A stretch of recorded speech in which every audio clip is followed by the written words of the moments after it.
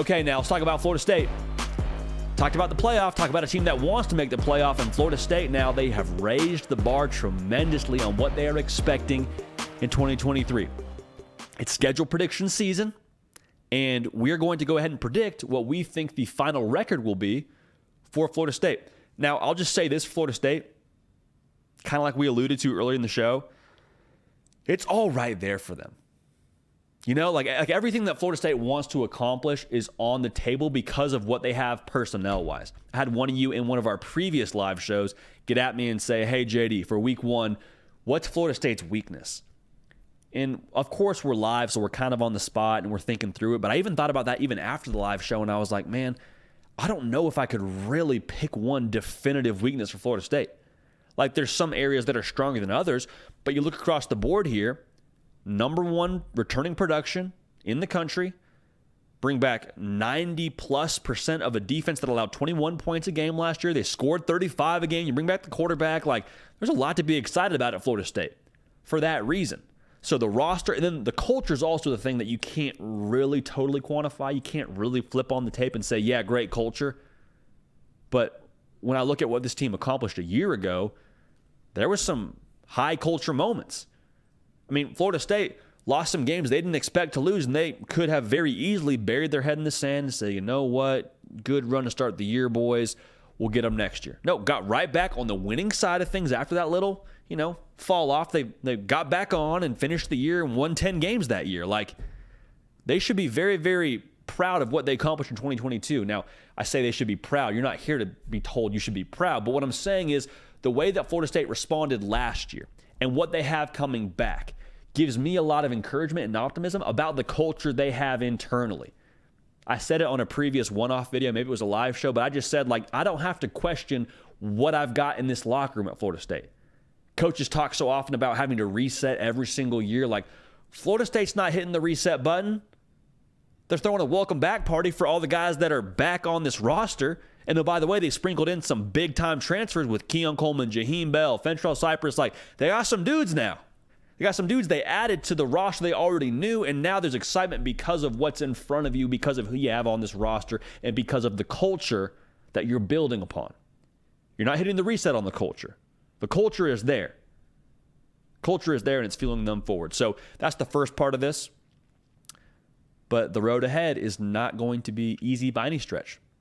So before we talk about that, y'all know the drill. Make sure you're subscribed right here. Florida State fans, love to have you a part of this operation. We've had a ton of y'all join us in the last couple of weeks, so thank you for that. If you're new, we're glad to have you. Hit that subscribe button, no time like the present. Also, be sure to like the video, okay? Thank you in advance for that. Follow me on the gram. Follow me on Twitter, @JDPakel. A lot of interaction to be had on there, okay? So thank you. Like I was saying, the gauntlet for Florida State is very front-heavy. LSU week one, man, it's a playoff game, essentially. And then you play Clemson at Clemson week 4. 2 enormous games that will impact the complexion of Florida State's season. Those are the 2 that you have circled. So I'll just say this for Florida State. Even if you lose one of those games, the LSU loss, if you were to lose that game, I don't think totally sinks your chances. Now you need some help. And that'd be the annoying thing. You then would need some help. But if you lose that game and then lose to Clemson, then I think you're out. So my sentiment I'm trying to say here is I don't know that I think they're both playoff games. I'll say it that way. I think they're both playoff games because you then lose control of your own destiny. That's never what you want to do. But if you lose one of them, it's not necessarily over. Does that make sense? I hope we're on the same page here. The thing I want to talk about, though, is if you lose to Clemson, you might have to play Clemson again. If you beat Clemson, you might have to play Clemson again. So, that game at Clemson is going to be a very big tone setter. But I'm just saying that's going to be one to really watch, to see how this ACC race shakes up. We're going to do a prediction a little bit later, a little closer to the season of our whole big picture college football playoff and who wins what conference. But I'll just say this, the Florida State-Clemson game early on is going to be a very, very telling matchup for how that conference shakes out. So here's my concern for Florida State. And I talked about it a little bit earlier in the show. This is a season where a lot of hype has been heaped on the Noles. And off-season hype to me is a lot like hanging out in the sun.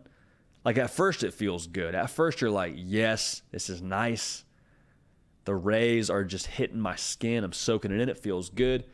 But if you stay out in the sun too long and you don't understand how that impacts you, it could be bad news. All right, trust me. I know from experience. I know it's bad news. So you have to take the proper measures to protect yourself from that. You got to put in the work. You got to put on some sort of sun hat, put on some sunscreen, like whatever you got to do to make sure you keep the main thing the main thing. And that's the thing I'm curious about with Florida State. They haven't had this much hype around them in a minute now. And I didn't say they didn't always have high expectations for themselves or there wasn't high expectations for the fan base, but you got a lot of people in the spring right now, or I guess we're in the summer now technically, in the summer and in the spring, picking Florida State to be a college football playoff team. And they've earned the right to do that. But that hasn't been the case so far for Mike Norvell. There hasn't been this much hype under Mike Norvell's time in Tallahassee. Like last year they popped, but before that, going into the year, it was like, hey, is Mike Norvell the guy? That was the narrative. Is Mike Norvell the guy at Florida State? And now we know that I think he is the guy for the foreseeable future. They just won 10 games, and they're in a really exciting position right now. But this is new, is what I'm trying to tell you. This hype, this excitement, it's new for this locker room. It's a new thing. So how do they handle that? That's going to be the determining factor, because I don't have questions about the roster. So when I look at the way this thing is going to go for a win-loss prediction for you, I think the floor, the absolute floor in my mind is 9-3. I'm going to go ahead and predict Florida State to finish the regular season at 11-1. Like I said, I think if you split LSU and Clemson, you're in good position. Now, a lot of y'all are saying, well, what about the college football playoff? JD, tell us about that. That's going to come down to the ACC title game, and I think you see Clemson again there. Okay, so again, make sure you're locked in and subscribed here, because we're going to predict that here in the coming months, in like the pretty near future coming months.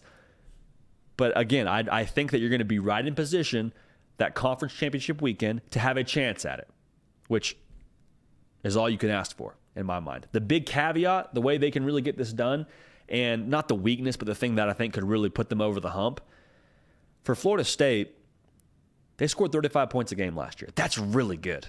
Like, that's really, really good. You don't think Iowa would kill to score 35 points a game last year? The Iowa fans, to see that many points on their scoreboard, they would do egregious things. Okay? So that's one piece of this. But the teams that made the college football playoff, all four of those teams, what do they have in common? They averaged 40 points a game.